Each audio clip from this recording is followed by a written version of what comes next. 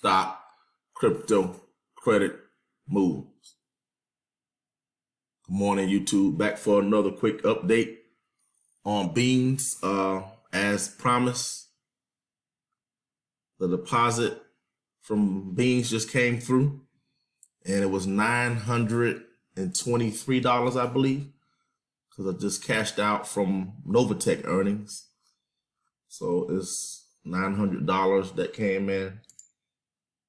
So I cashed out from Novatech, and then here we go here, $931 that I received from Beans. And once when you build your income up enough, you'll be getting $1,000 a day.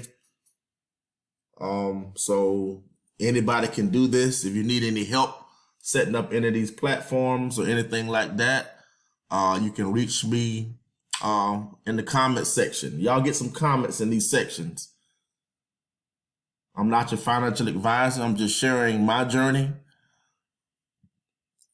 Like, share, subscribe, comment.